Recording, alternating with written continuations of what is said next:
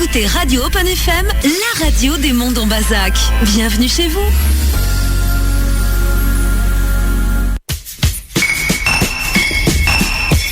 Bonsoir Michel, bienvenue sur Open FM. Bonsoir Cathy. Comment vas-tu ? Eh bien, je vais très bien. C'est parfait, c'est parfait. Alors, tu es bien rentré, tu as bien visité tout ce que tu devais visiter. Comment s'est passé ton expo à Élémentaire Galerie ? Eh bien, écoute, je décroche samedi, ça s'est bien passé. Il y a eu... le jour de ma permanence, il n'y a pas eu beaucoup de monde, étant donné qu'il y avait le foot, les orages, la pluie. Oui. Mais autrement, non, il y a eu du monde... Il y a eu du monde qui est passé en semaine, ça s'est bien passé. Voilà. Bon, eh ben, je suis ravie pour toi. Ce soir, tu vas nous présenter une photo que... Alors, j'en parlais avec toi. Elle est très bizarre. Au départ, on dirait que c'est un joueur de hockey sur glace. Tu m'as dit non, c'est pas ça. Alors après, j'ai dit, c'est quelqu'un qui est sur un camion, en fait, et qui va passer sous un pont. Absolument pas, t'as tout faux. Voilà, alors qu'est-ce que c'est que cette photo ? Cette photo, c'est un voyage que j'ai fait. Un jour m'a pris l'envie de voir les paysages vus du cœur d'un fleuve ou d'un canal. Donc j'ai passé une petite annonce sur Facebook, il y a un groupe qui s'appelle La Vie Fluviale, et il y a un batelier, un couple de bateliers, un monsieur et une dame, donc, qui m'ont gentiment invité à venir avec eux faire Rouen-Loise,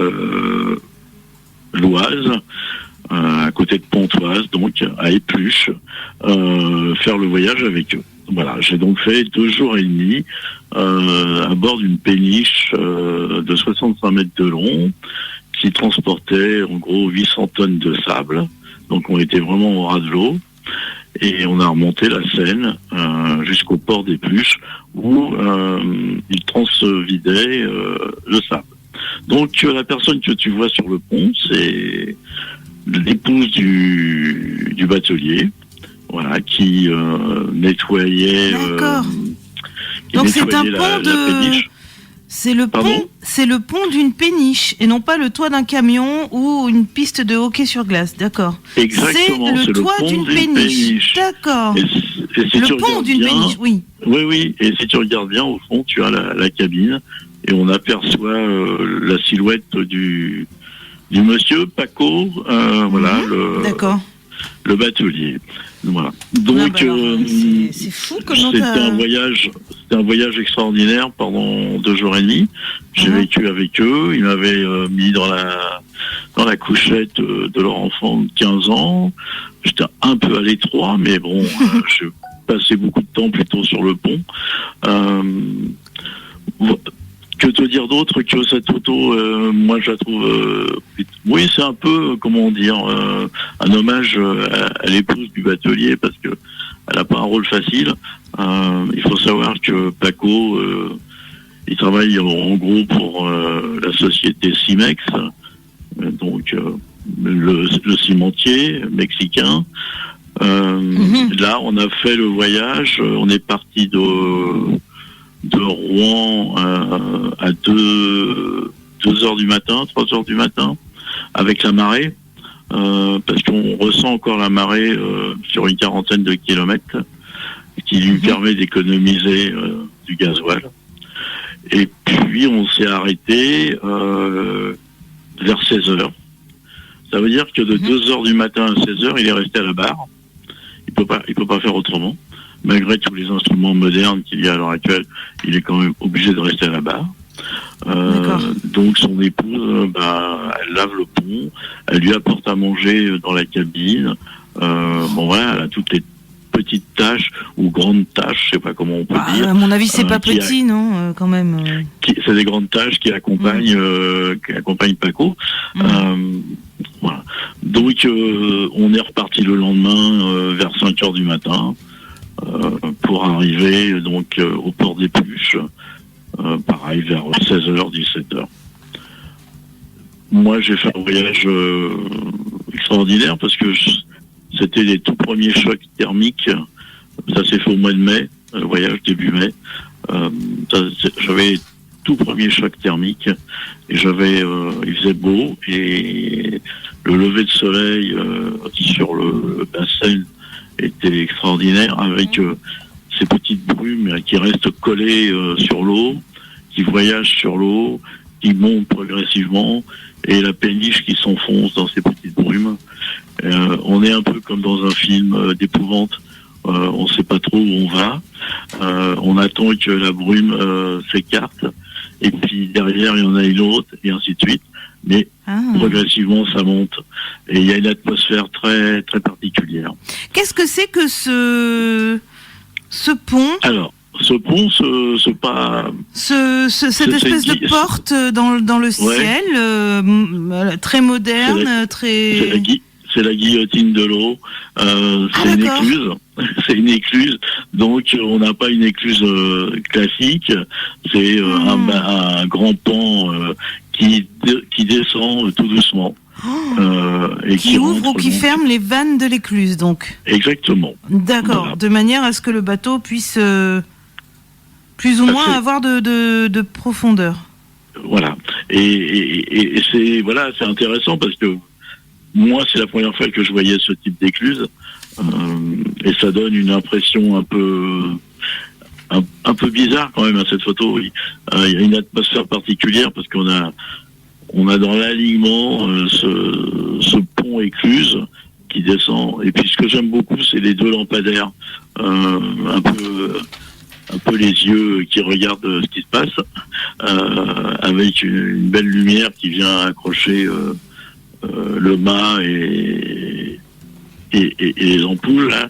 Donc j'aime beaucoup cette atmosphère sur cette photo. Mais tu as créé carrément avec ces nuages de passage d'avion qui sont très très très dans la modernité aussi, quoi. C'est quelque chose de poétique qui a été créé par une invention de l'homme encore, et avec des lignes encore, et tu as réussi à créer des choses de palpables, vraiment, quoi.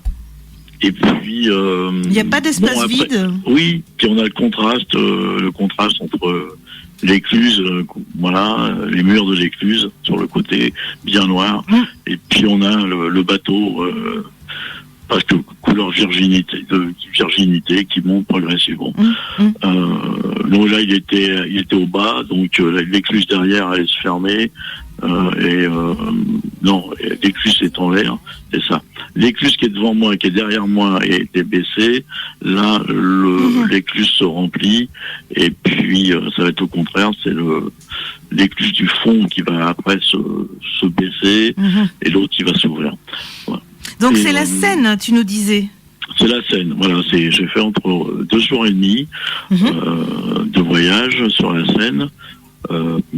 Après, je peux passer un petit coup de gueule quand même, parce que on sortait d'une crue importante, et franchement, je sais pas, je le dis à tous les auditeurs, mais je veux pas les culpabiliser, je veux pas dire que c'est eux, mais faites attention au sac plastique, parce que la Seine, à cet endroit-là, à un moment, elle avait bien sûr baissé, puisque ça faisait 15 jours que les bateaux, les péniches pouvaient pas voguer ou naviguer sur le fleuve, et il y avait des guirlandes et des guirlandes de sacs plastiques accrochés à la végétation, aux branches, et franchement, c'est désolant. La pollution, Mais oui. La pollution plastique accrochée sur les branches, c'est assez catastrophique. Et il faudra faire attention. Ouais. Alors moi je suis assez étonnée de voir encore une fois la qualité. Là c'est marqué bien sûr photo smartphone. Je suis tout le temps étonnée de voir la qualité de noir et blanc. Tu retravailles après Oui, j'ai retravaillé la photo, pas entièrement, mais j'ai retravaillé la photo avec le logiciel, oui. Mais on peut avoir de bonnes photos avec son téléphone. Faut avoir une bonne optique dans le téléphone, quoi. Faut avoir une bonne optique dans le téléphone, mais après, reprendre un petit peu les contrastes, et puis la netteté, un petit peu la netteté sur son logiciel, et on a des bonnes photos. Ouais. D'accord. Voilà. Autre chose à dire sur cette très jolie photo, un petit peu mystérieuse quand même, entre voilà, toujours ce grand travail sur les lignes. Donc, est-ce que tu peux nous parler un peu des lignes que tu as voulu mettre en valeur, bien que ça... Enfin voilà, parle-nous des lignes de cette photo. Ah, les lignes des photos. J'en ai parlé tout à l'heure à l'instant, mais je crois que les lignes, on les perçoit énormément parce qu'il y a le contraste justement entre le noir des murs de l'écluse et tout puis le pont très blanc du bateau. Oui. C'est ce qui donne et voilà, il est très blanc parce que l'épouse de Paco Frotte, elle le fait tous les jours, elle nettoie tous les jours le pont. Elle fait donc le repas. Elle s'occupe finalement de la vie d'une femme. Elle fait deux travails. Elle fait voilà, avec les repas et ainsi de suite, et la vie dans la grande cabine qui se trouve en dessous. Et puis elle a son travail, on va dire à côté, où elle nettoie le pont, elle nettoie la péniche, tout ce qui est à l'extérieur, c'est elle qui entretient. Mm-hmm. Et quand je te parlais c'est même elle qui repeint des fois aussi. Ah ouais, sacrée femme. Oui, quand je te parlais des lignes, c'était par rapport à ces... Effectivement, il y a ces lignes qui accompagnent le mouvement, qui sont en direction de la ligne de fuite, on va dire. Et puis la photo aurait, je pense, beaucoup moins s'il n'y avait pas le portique écluse au fond, et puis les deux lampadaires. Comme une espèce de porte, tout à fait. Alors donc, tu avais conscience de ce cadrage-là quand tu as pris la photo ? Bien sûr, oui. Et après, c'est un effet de circonstance. Moi, j'étais à l'avant de la péniche. J'ai passé beaucoup de temps à l'avant de la péniche parce que je photographiais des paysages ou des fois ce qui se passait. Et puis là, il y a la dame qui est là, qui donne en même temps ce premier plan et qui permet d'avoir cette fuite derrière du regard qui donne de la profondeur à la photo. Voilà, on s'arrête sur elle. On croit qu'elle fait du hockey sur glace, et derrière il y a la ligne de fuite on remonte tout le pont finalement par le centre de la péniche, et puis on arrive sur la porte, et puis ah oui, carrément une immense porte dans un paysage, quoi. C'est vraiment une immense porte sortie de nulle part. Voilà. Peut-être que si on traverse là, on se retrouve dans un autre monde. Exactement. Bon, écoute, merci beaucoup. Après, c'était... après, ce que je peux dire de mieux, c'est que c'était un voyage fabuleux dans les méandres de la Seine, et que j'ai vécu à 13 km/h, et que le photographe pensait qu'à 13 km/h, c'était une vitesse sympathique pour faire des photos. Et à 13 km/h, ça va encore trop vite. Il faut anticiper, beaucoup anticiper, pour capter les paysages que l'on voit venir, et pas trop attendre, parce qu'on se dit j'ai encore un peu le temps, et puis hop, est passé. Voilà. Ça va encore trop vite alors, 13 km/h. Oui, ça va encore trop vite. 13 km/h, ça va encore trop vite. Voilà. Et donc, voilà. C'est un travail que j'ai entrepris, je les ferai, je les sortirai un moment.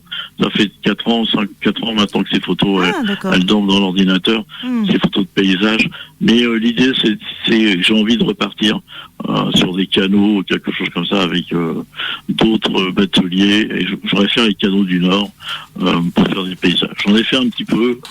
Puis il y a une chance inouïe que j'ai eue, c'est de voir la confluence entre la Seine et l'Oise, vue du cœur du fleuve. D'accord. Voilà.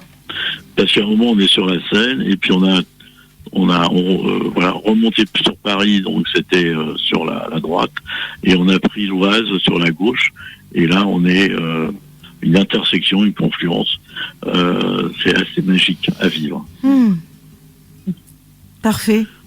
J'imagine bien. Tu en parles tellement bien. Oui, oui. Michel, je te souhaite une bonne semaine. Je te donne rendez-vous pour la dernière de l'année, la dernière de la saison, la semaine prochaine. La semaine prochaine, Donc avec tu plaisir. nous envoies ta dernière photo avant l'été, pour la semaine prochaine. Bien sûr, il n'y a pas de souci. Super. Il y aura une photo. À bientôt. Bonne Une soirée. photo bonne spéciale émission. dernière alors.